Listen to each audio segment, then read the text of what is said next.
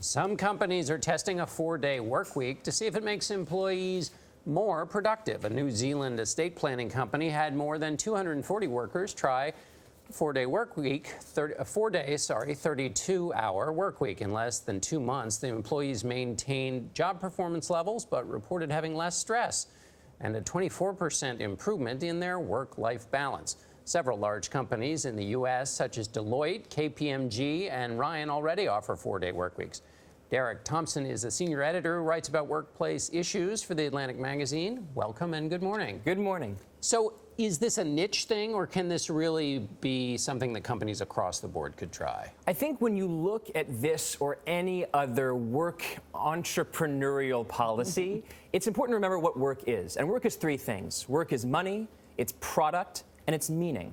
And when you're implementing a policy like this, it's important to be serious about what are you trying to optimize? Are you trying to make more money, or are you trying to make work more meaningful for your employees? I think what you see with these experiments is not that a 4-day work week necessarily makes workers more productive overall, but rather that it improves job satisfaction. It improves meaning for these workers because they can spend more time with their families. If businesses don't make money, they cease to exist. Absolutely. I'm not saying it makes them less productive. I'm saying they see there's no sort of silver discussions always happen in this academic sort of sense, like wouldn't it be better if? But how does it affect the bottom line? Yeah, I think what you saw here is that it didn't affect the bottom line. In the New Zealand company, it didn't affect the bottom line. For Deloitte, KPMG, it doesn't seem to affect their bottom line either. But not every company is a consulting company or an audit company. It's easier for these sort of companies to implement a 4-day work week precisely because a lot of the work that you see here is a desk job, right? You might call, you might figure out exactly what you need to do, and then you do the work at the desk job. Not every work is like that, and so you can't have a 4-day work week for every single job that exists. I grew up in San Antonio, Texas, and one of the largest employers there is USAA, the banking institution. And what they decided long ago was that 4 days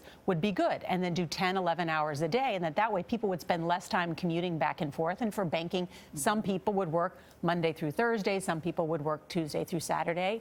And then it makes it a job that everybody wants. Right, yeah, exactly. This is how retail works, right? You have retail workers who work 4-day weeks. That doesn't mean that Uniqlo is only open 4 days that week. It means that they stagger the work. Have they found anything about the way in which people change their attitudes, though? If I know I'm working 4 days a week, then I am a little bit more productive because I want to get it done. I think that's absolutely possible. You know, work productivity is a little bit like REM in sleeping. Your head doesn't hit the pillow and boom, you're in REM. It takes time. Your thoughts start to meander, and then finally you enter REM. It's the same with work. You can't sit down at the desk and immediately enter deep work productivity. Is there a downside? time to go into it. Is there a downside? Yes, there's a downside. If there are people who are already overworked for those 5 days, and you say, well, take that 5-day productivity and just sort of do it in 4 days, that's going to be even more stressful. And then there's a lot of companies that just can't do this. If you're an executive recruiting company, for example, and you constantly have to take meetings with outside people, and suddenly you say, oh, I don't take meetings on Mondays, I don't take meetings on Fridays,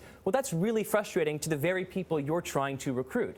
So it's not as though every single company is equally receptive to this idea, but rather that I think these sort of entrepreneurial policies to improve job satisfaction and productivity are exactly the sort of thing that we should be doing to improve work-life balance. What if you're receptive and your company's not? Yeah. All right. Thank you, Derek. Thank you, Derek. Thank you very much.